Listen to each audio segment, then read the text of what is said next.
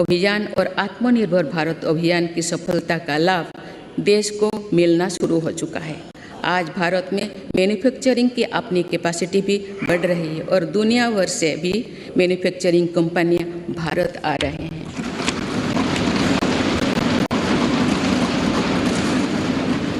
आज हम भारत में ही सेमीकंडक्टर चिप से लेकर हवाई जहाज के निर्माण तक के लिए प्रयास शुरू कर चुके हैं। ऐसे ही प्रयासों का परिणाम है कि भारत में बने सामान का निर्यात लगातार बढ़ रहा है। कुछ वर्ष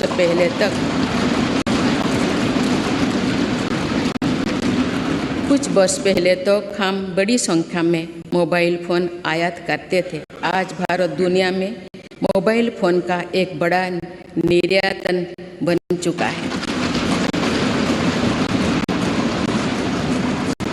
देश में खिलौना के आयात में 70% कमी आई है, जबकि निर्यात 60% से भी ज़्यादा बढ़ गया। मेरी सरकार की नई पहल के परिणाम स्वरूप हमारे रक्षा निर्यात 6 गुना हो गया है। मुझे गर्व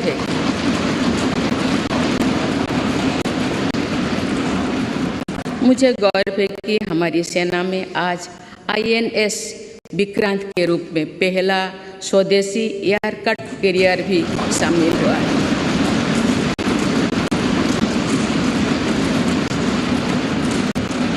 हम मैन्युफैक्चरिंग के नए सेक्टर में ही प्रवेश नहीं करे हैं, बल्कि खादी और ग्रामोद्योग जैसे अपने पारंपरिक सेक्टर में भी प्रशंसनीय काम कर रहे हैं।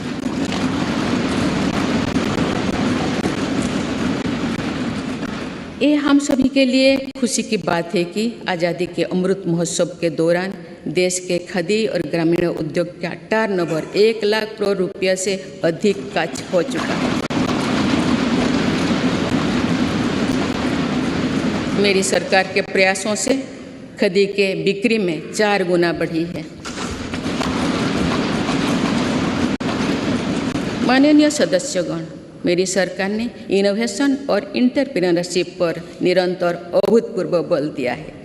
इससे दुनिया की सबसे युवा आबादी वाले हमारे देश की ताकत का सदुपयोग हो रहा है। आज हमारे युवा अपने इनोवेशन की ताकत दुनिया को दिखा रहे हैं। 2015 से भारत ग्लोबल इनोवेशन इंडेक्स में 81 स्थान पर था। अब हम 40वें स्थान पर पहुंच गए।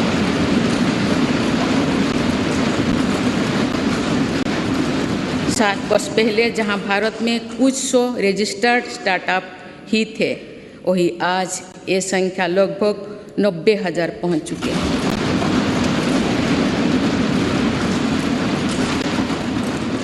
आज के युग में हमारी सेनाओं का भी युवा शक्ति में समृद्ध होना, युद्ध शक्ति में निपुण होना, टेक्नोलॉजी की पावर से लेस रहना बहुत अहम है। इन सिद्धांतों को ध्यान में रखते हुए अग्निवीर योजना शुरू किए गए हैं।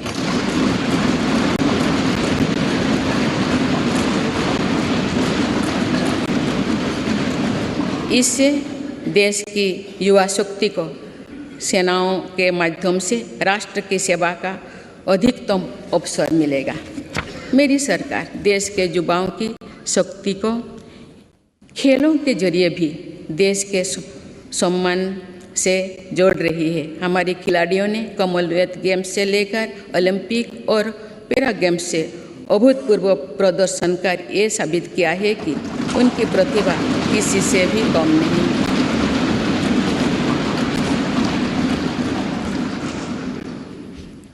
देश के कोने कोने से ऐसे प्रतिभाओं को खोजने, उनका टैलेंट निखारने के लिए खेलो इंडिया गेम्स, खेलो इंडिया सेंटर्स से लेकर टॉप स्कीम तक चलाई जा रही है।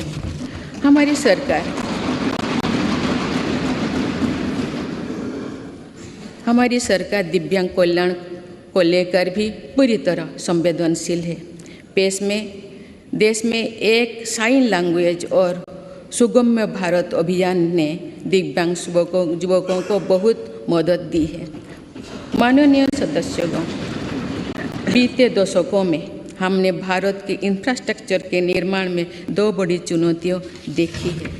एक, इंफ्रास्ट्रक्चर के बड़े प्रोजेक्ट समय पर पूरी नहीं हो पाते थे। दूसरा, अलग अलग विभाग, अलग अलग सरकारें अपनी अपनी सुविधा से काम करती थी। इससे सरकारी संसाधनों का दुरुपयोग भी होता था, समय भी अधिक लगता था और सामान्य जन को भी असुविधा होती थी। मेरी सरकार ने पीएम गति शक्ति नेशनल मास्टर प्लान बनाकर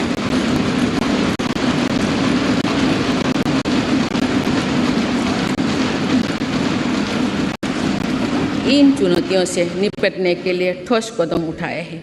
पीएम गति शक्ति नेशनल मास्टर प्लान को लेकर राज्यों और यूनियन टेरिटरीज ने भी उत्साह दिखाए हैं।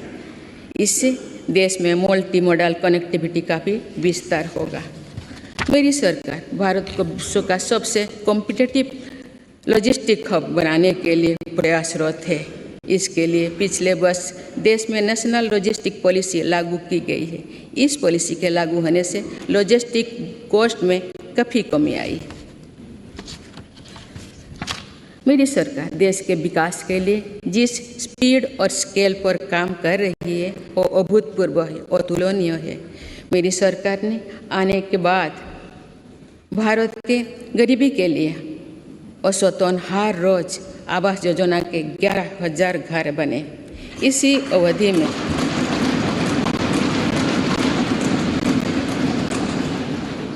अवधि में भारत में हर रोज औसतन 2.5 लाख लोग ब्रॉडबैंड कनेक्शन से जुड़े।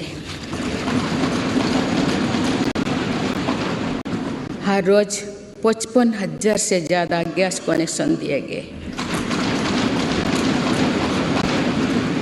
मुद्रा योजना के तहत हर रोज 700 करोड़ रुपये से ज़्यादा का लोन दिया गया। बीते 8-9 वर्षों में भारत में लगभग हर महीने एक मेडिकल कॉलेज बना है। इस दौरान देश में हर दिन में 2 कॉलेज की स्थापना हुई है। हर सप्ताह एक यूनिवर्सिटी बनी है। सिर्फ 2 साल के भीतर भारत ने 220 करोड़ से ज़्यादा वैक्सीन की डोज भी दी है।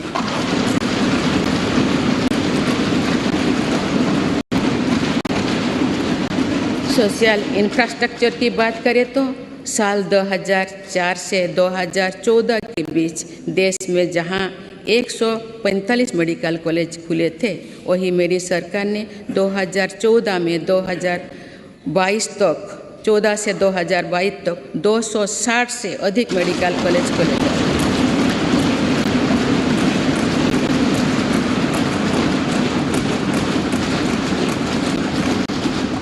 मेडिकल की पढ़ाई कर रहे छात्रों के लिए ग्रेजुएट और पोस्ट ग्रेजुएट सीटों की संख्या अब पहले के मुकाबले देश में दुगुनी हो चुकी है। 2014 से पहले जहां देश में कुल लगभग 725 विश्वविद्यालय थे, वहीं बीते केवल 8 वर्षों में 300 से अधिक नए विश्वविद्यालय बने। इसी दौरान देश में 5,000 से अधिक कॉलेज भी खोले गए हैं। इसी प्रकार फिजिकल इंफ्रास्ट्रक्चर में तो देश में कई नए रिकॉर्ड बने हैं। प्रधानमंत्री ग्राम सड़क योजना में 2013-14 तक देश में करीब 3,81,000 किलोमीटर सड़कें बनी थी, जबकि 2021-22 तक ग्रामीण सड़कों का ये नेटवर्क 7 लाख किलोमीटर से भी ज़्यादा हो गया।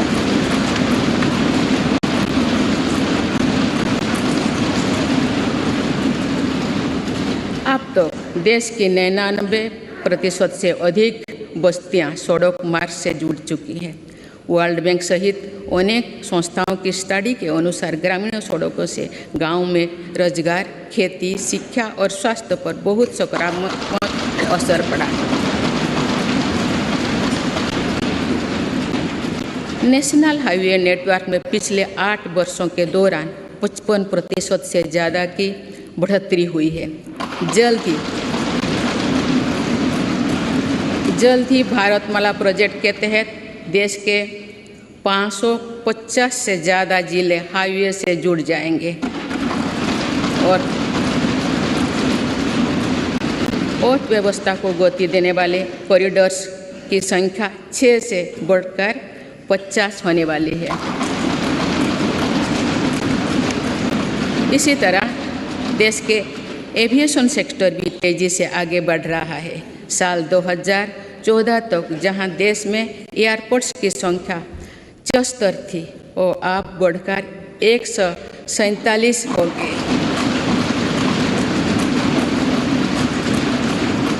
आज भारत दुनिया का तीसरा बड़ा एविएशन मार्केट बन चुका है।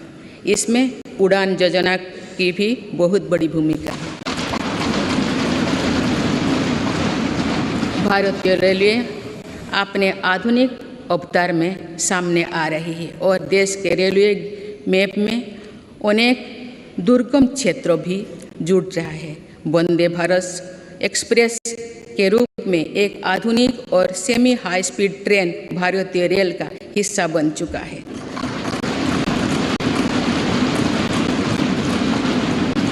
जम्मू कश्मीर और नॉर्थ ईस्ट के दुर्गम क्षेत्रों को भी रेलवे से जोड़ा जा रहा है। देश के बड़े रेलवे स्टेशनों को आधुनिक बनाया जा रहा है।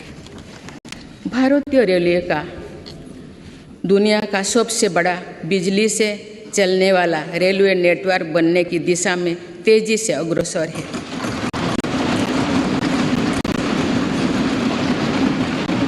भारतीय रेल को सुरक्षित बनाने के लिए स्वदेशी टेक्निक कोबच का भी हम तेजी से विस्तार कर रहे हैं।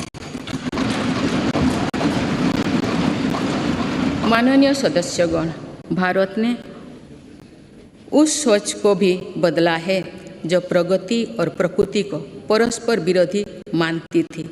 मेरी सरकार ग्रीन ग्रोथ पर ध्यान दे रही है और पूरे विश्व को मिशन लाइफ से जोड़ने पर बल दे रही है। हमारी सरकार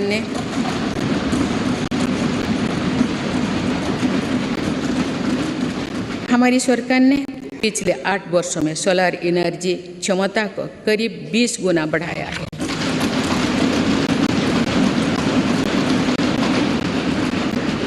आज भारत रिन्यूएबल एनर्जी की क्षमता में विश्व में चौथे स्थान पर है।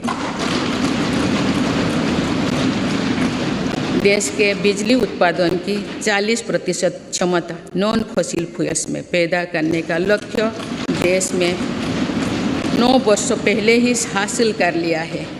ये सफलता वर्ष 2070 तक नेट जीरो के हमारे संकल्प को सशक्त करने वाली है। देश में पेट्रोल में 20% इथेनॉल ब्लेंडिंग के लक्ष्य पर भी तेजी से काम चल रही है। सरकार ने हाल में मिशन हाइड्रोजन को भी स्वीकृति दी है। ये ग्रीन एनर्जी के क्षेत्र में भारत में लाखों करोड़ रुपए की निवेश को आकर्षित करने वाले हैं। इससे फलस्वरूप ग्रीन एनर्जी को लेकर भी एनर्जी सिक्योरिटी के लिए भी विदेशों में हमारी निर्भरता कम होगी। देश के शहरों में प्रदूषण कम करना भी हमारी बहुत बड़ी प्राथमिकता है। इसीलिए इलेक्ट्रिक मोबिलिटी के लिए बहुत बड़े स्तर पर काम चल रहा है। फेम योजना के तहत राजधानी दिल्ली सहित देश के अनेक शहरों में केंद्र सरकार द्वारा 7,000 से अधिक इलेक्ट्रिक बसें पब्लिक ट्रांसपोर्ट में जोड़ी जा रही है।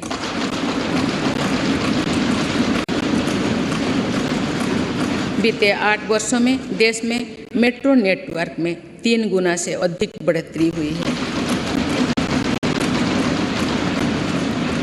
आज 27 शहरों में मेट्रो ट्रेन पर काम चल रहा है। इसी प्रकार देश भर में 100 से ज़्यादा नई वाटर